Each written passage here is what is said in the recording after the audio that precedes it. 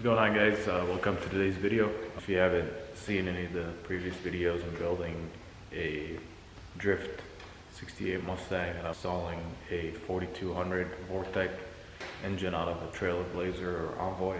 This is the motor that I got. It was pulled out of a junkyard car, I believe. So when I got this engine, I was just gonna swap it in, boost it, see how it does. But on further inspection, I noticed that the thrust was way too much on this thing, so I decided to change the main bearings because the thrust bearing was completely shot. So this engine kind of ate its own bearing, and I was just gonna be a little bit cheap about it and just throw the bearings in. But after taking these main caps off and looking at these bearings, it definitely ate a decent amount of material. You can see all the scratches in the main bearing. So I was just gonna change them and see how it goes, but after seeing how much damage there is in these, I think probably the rod bearings have just as much damage, and the rest of the engine probably has a decent amount of metal that's gone through it. So I was like, it's probably a good idea to take the rods off, do the rod bearings as well. And if I have to take the rods off, you might as well gap the rings on the pistons, blah, blah, blah. So I'm at a point where, I either build this or get another one.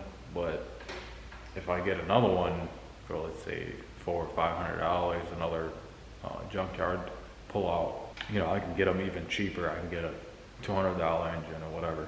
What I'm afraid of is I end up being in the same position where, it's got the same issues or it's got maybe a bigger issue. I think instead of spending the money and getting another one, it'll be a better investment to spend the money and just build this one. So I'm gonna tear this thing apart.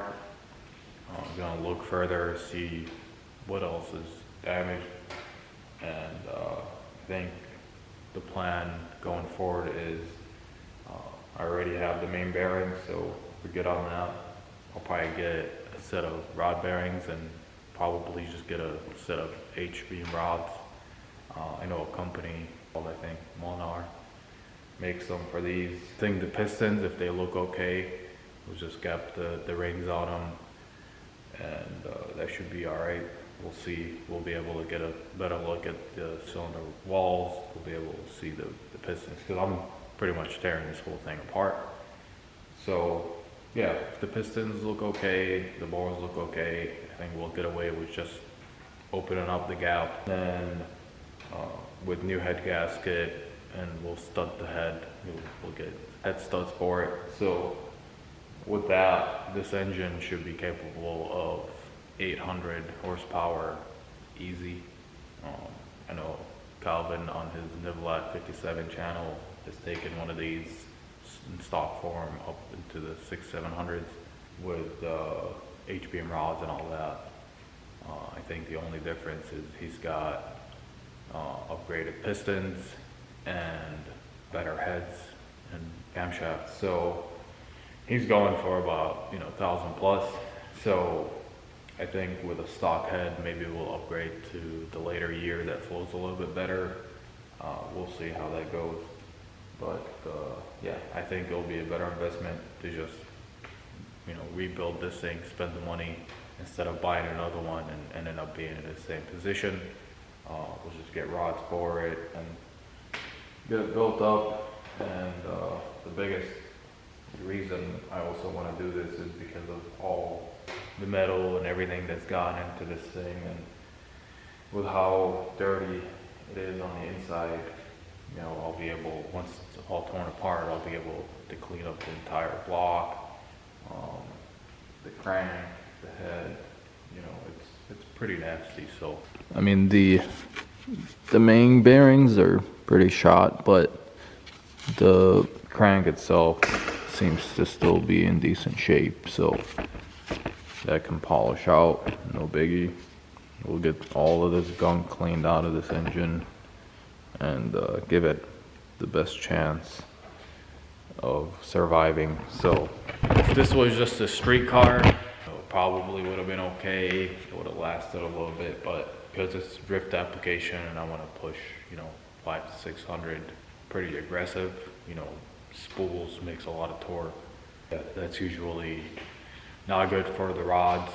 So, and with drifting, we're always on limiter, we're always clutch kicking, so we're shocking the driveline setup a lot. So I've got plenty of driveline as far as clutch, transmission, and all that. So yeah, this just makes more sense to tear it apart, build it right, and not have to worry about it, because I really don't think this would survive. Another big reason why I decided to just build it is these are front sump engines and it won't work for drifting, so we have to do a rear sump setup on it, and it's going to be a custom built oil pan. Kind of use a 5-cylinder Atlas oil pan and modify it and then work.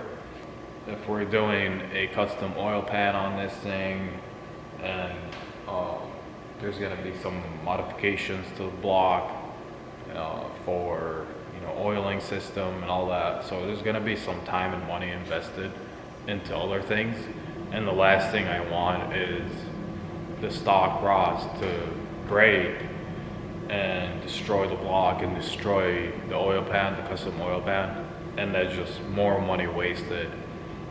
So I would rather spend the $600, $700 on the rods and not have to remake an oil pan and have to modify another block. So that was another reason why I was like, all right, this just doesn't make sense. So yeah, I'm gonna get tearing on this thing and we'll see what else we can find.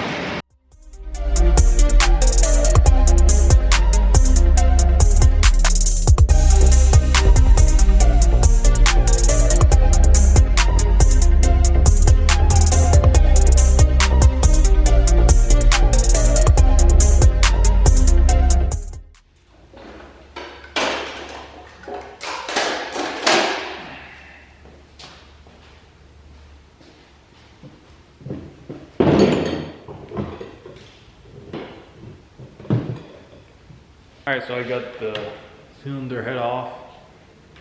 Doesn't look like the head gasket had any issues, so should be good there. No signs of failure, so that tells me that cylinders should be okay for the most part. I ended up breaking pretty much every one of these torque to yield cylinder head bolts. I think I managed to get 4 of them off without breaking. So 4 out of the 17, so I broke 13 of them. So it sucks, but it's part of these engines, so you gotta sit there and take those out. Gotta drill them, use like an easy out to get them off. So flip this thing over and yank the rods and pistons out of it, and we'll grab the crank.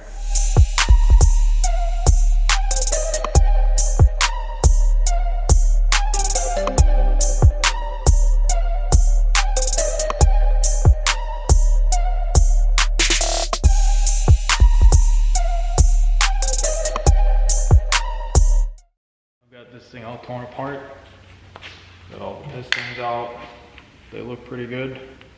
We'll open up the gap, clean them up. As you can see here, I mark each piston number, then the side, passenger and driver.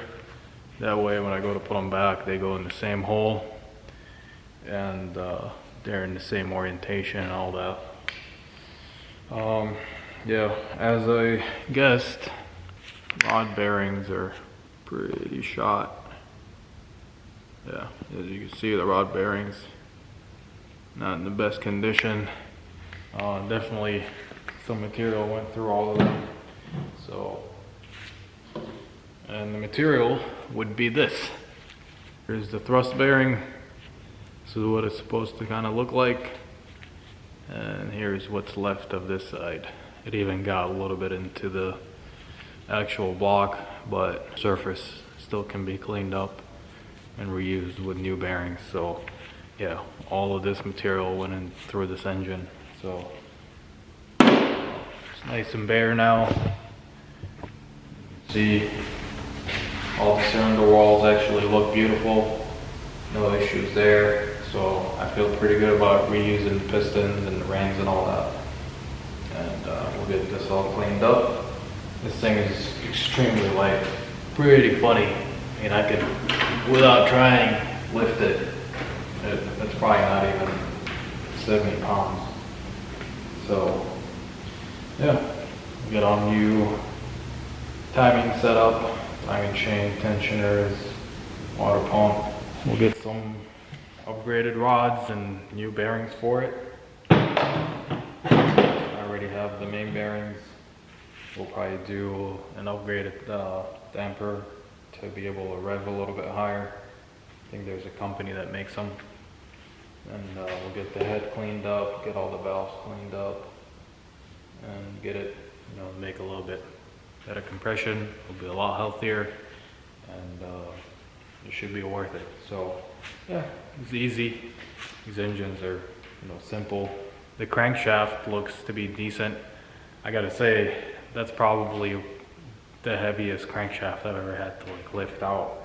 So it's 6-cylinder, and so they're one of the longest crankshafts, and it was extremely heavy. That's probably where the heaviest part of the engine is, and the head is another heavy part. But yeah, overall these engines are significantly lighter than any other iron block and head. So yeah, it's unfortunate, but I feel pretty good about moving forward this way, and we'll have a much more reliable engine that can handle the power and last a lot longer. So I really wanted to do just a stock everything and, you know, see what these engines can do, but we just didn't get lucky.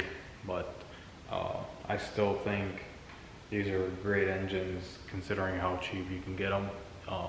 Even considering putting new rods and all timing stuff, all that, it's still gonna be like under $2,000, including the price of the engine. So I still think it's fairly cheap in the world of straight 6-cylinders. So yeah, stay tuned for the rebuild video, and then we'll get it put together with the driveline, get that thing prepped up, and we'll get going on this. I've also got a lot coming up on the competition car. The Pro-Am event is coming up soon, so we'll get that sorted, so some videos coming on that. But yeah, we'll try to kind of be all over. I'm gonna try and keep up with all the projects, so ton of content coming up. We know what you guys think. Comment, like, subscribe, share. It really means a lot. I try to do this full time, so yeah, appreciate it. Thank you. We'll see you in the next one.